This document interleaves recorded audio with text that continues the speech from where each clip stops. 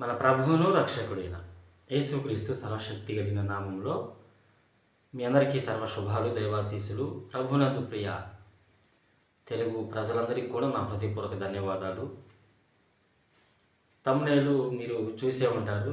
కొంతమంది కొంచెం విచిత్రంగా అనుకుంటారు. ఎందుకంటే యేసు ప్రభు దేవుడు ఎందుకు ఎప్పుడు ఎలా అని నేను పెట్టి దాని కింద మిగిలిన వారు ఎందుకు కాదని ఒక చిన్న టైటిల్ పెట్టారు. అది మీరు కూడా చూసారు. ఇప్పుడు దీన్ని బట్టి కొంతమంది కొంచెం ఆవేశం తెచ్చుకోవచ్చు, లేకపోతే విఘ్నులైన వాళ్ళైతే ఆలోచనలో పడతారు కూడా. ఎక్కువ శాతం నా హైందవ సహోదరులో విఘ్నులైన వాళ్ళే ఉంటారని నేను అనుకుంటున్నా.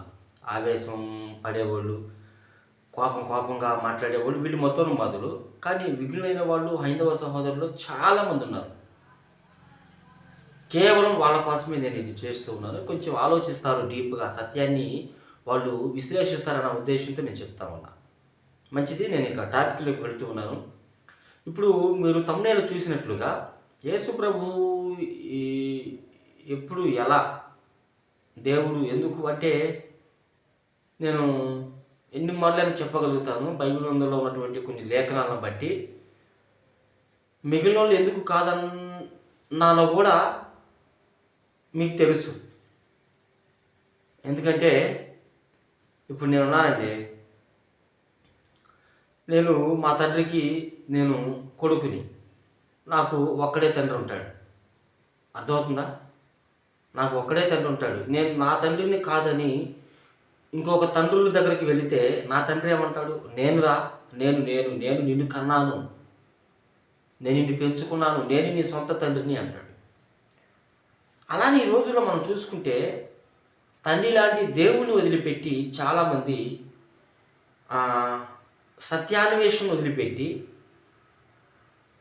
పూర్వీకులు అప్పట్లో ఎప్పుడో తెలియక చేసేటువంటి ఆ పూజా కార్యక్రమాలు, ఆ ఆచారాలను మాత్రం వదిలిపెట్టకుండా చేత పట్టుకొని వస్తూ ఉన్నారు. అదే నిజం అనుకొని ఈరోజు చాలామంది సృష్టికర్త అయిన దేవుడైన తండ్రిని వాళ్ళు వదిలిపెట్టేసి సృష్టిని ఎక్కువగా లైక్ చేస్తున్నారని నేను అనుకుంటా ఉన్నా.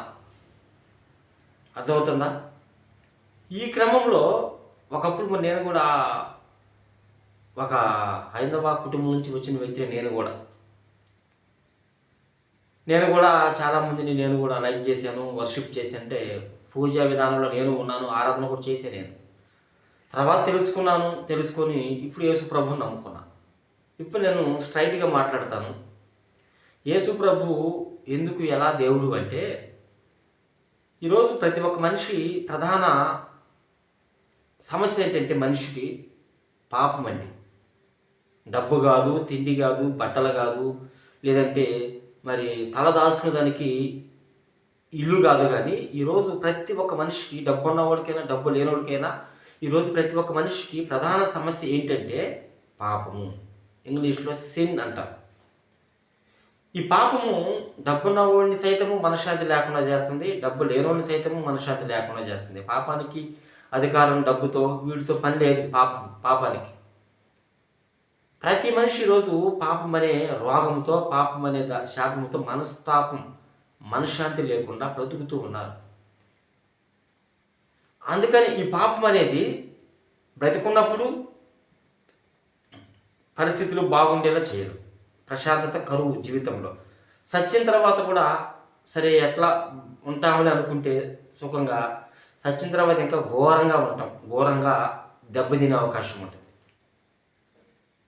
ఈ లోకంలో డబ్బున్న లేకపోయినా, సరైన బట్టలున్నా లేకపోయినా, సరైన తిండి ఉన్నా లేకపోయినా, ఈ లోకంలో పాపాన్ని మనము పాపం చేయకుండా పాపాన్ని యేసు రక్తంలో కడుక్కొని బ్రతుకున్నంత వరకు ఉన్న దాంట్లో జాగ్రత్తగా బ్రతికి చచ్చిపోతిమా సరి కాదు. నేను పాపిని కాదు, నేను నీతిమంతుడిని, ఇది నాకు డబ్బుని ఎంజాయ్ చేస్తానని చెప్పేసి పాపంలో ఉంటూ శాపంలో కొనసాగుతూ సృష్టికర్త అయిన యేసు ప్రభువుని ప్రక్కన పెడితే రేపొద్దున ఎవరైతే అలా ఉంటారో వాళ్ళందరూ చనిపోవాల్సింది. అందరూ నమ్మినా నమ్మకపోయినా రేపొద్దున నమ్మకుండా చనిపోయిన వాళ్ళకి రేపొద్దున అక్కడ రియల్ సినిమా కనపడింది. నేను చెప్తున్నా. అయితే యేసు ప్రభు ఎందుకు దేవుడు అంటే ఏమంటే ఇప్పుడు నేను చెప్పాను, ప్రతి మనిషికి ప్రధాన సమస్య పాపమని.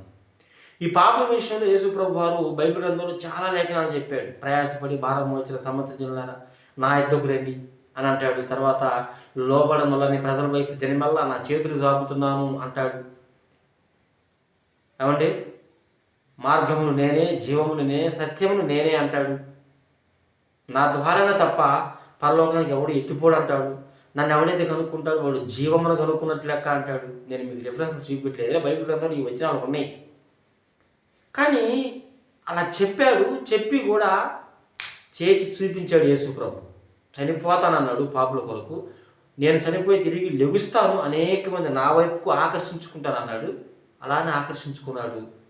చాలామంది బ్రాహ్మణులు, రెడ్డీసు, నాయుళ్ళు, చౌదరీసు, కమ్మాసు, అవంటే మరి రాజులు, మాల, మాదిగ, ఇట్లా కులంతో తారతమ్యం, మతంతో తారతమ్యం లేకుండా ప్రభువుని విశ్వసించి వాళ్ళు కూడా పరిశుద్ధులుగా, నీతిమంతులుగా తీర్చబడుతున్నారు నీటి బాప్తిస్మం ద్వారా. అర్థమవుతుందా? తాను చెప్పినట్లుగానే చనిపోతానన్నాడు, పాపులను క్షమిస్తానన్నాడు, దుష్టులని క్షమిస్తానన్నాడు. అర్థమైందా? దుష్టుని క్షమించి దుష్టుల్లో ఉన్న దుష్టత్వాన్ని నేను తీసేస్తానన్నాడు. అంతేగాని దుష్టులను ఏకంగా నేను నరికేస్తానని చెప్పలే యేసయ్య. దుష్టుల్లో ఉన్న దుష్టత్వాన్ని ఆయన చెప్పినట్టే చనిపోయాడు, చెప్పినట్టే తిరిగి లేచాడు, చెప్పినట్టే మరలా రాబోతున్నాడు అతి తొందరలోనే. ఇవన్నీ కూడా యేసు ప్రభువులో ఉన్నాయి. ఒక పక్కన న్యాయాన్ని ప్రేమించాడు, ధర్మశాస్త్రం ప్రకారం న్యాయాన్ని ప్రేమించాడు. మరి నా బిడ్డలు కదా అని చెప్పేసి శిక్షించకపోతే న్యాయానికి దేవుడు లెక్కపు చెప్పాలి. ఒక పక్క న్యాయానికి కట్టుబడి ఉండి న్యాయస్థానంలో తండ్రిగా ఆయన ఉండి ఆ శిక్ష మనకి వేసి దాని యొక్క ఫలితము తన మీద వేసుకున్నాడు. తన శరీరం మీద భరించుకొని మరణ ప్రక్కకు నెట్టి, పాపానికి శిక్ష విధించి మరణ ప్రక్కకు నెట్టి మన స్థానంలో తండ్రిగా ఆయనే మృతి పొంది మూడవ దినాన తిరిగి లేచి పరలోకానికి వెళ్ళి మరలా రాబోతూ ఉన్నాడు. ఇది సత్యము. ఒక పాపిని ప్రేమించాడు, ఆ పాపంలో ఉన్న పాపాన్ని క్షమించాడు. ఇక నువ్వు పాపం చేసి జాగ్రత్తగా ఉండన్నాడు, నేను క్షమిస్తాను అన్నాడు. ఇప్పుడు నేను చెప్పిన మాటలు మొత్తం మిగిలిన వాళ్ళు లేవండి. సింపుల్, నేను ఇక ముగిస్తున్నా. నేను చెప్పిన వారిలో ఇంక ఇలాంటి క్వాలిటీస్, లక్షణాలు లేవిక. ఇంకా నన్ను అడిగితే వాళ్ళు కూడా మనలాంటి సాదాసీద వ్యక్తులే, కానీ వాళ్ళ కొంతమంది పెళ్లి చేసుకున్నారు, కొంతమంది బ్రహ్మచారులుగా ఉండాలి, అది వేరే విషయం. సో యేసు ప్రభులో ఉన్న ఒక్క లక్షణం కూడా మిగిలిన వాళ్ళలో కనపడదు నాకు. దయచేసి నా హైందవ విజ్ఞులైనా జ్ఞానులైనా కొంచెం నినుపు నిదానం కలిగి ఆలోచించే హైందవ సహోదరులకు నేను ప్రేమతో చెప్తూ ఉన్నాను. మీరు ఆలోచించేయండి, సత్యాన్ని ఆలోచించేయండి. పురాతన మార్గం ఏదో విచారించి ఆ మార్గంలో నిలిచి చూడండి, మీకు అర్థమైంది. ఎక్కడైనా ఇప్పుడు టెక్నాలజీ ప్రకారంగా చాలామంది చదువుకున్నారండి, చదవండి, గ్రంథాలు చదవండి.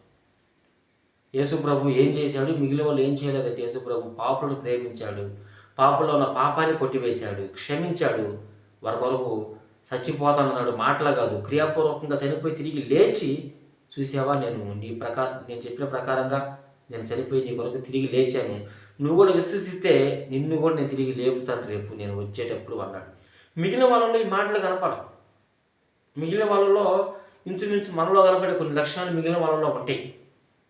అలా అని నేను వాళ్ళని తప్పుపట్టను. వాళ్ళు మనకంటే మంచివాళ్ళు, మేధావులు, పెద్దవాళ్ళు అంతే. సో వాళ్ళు దేవుళ్ళు అనడానికి అర్హులు కాదు.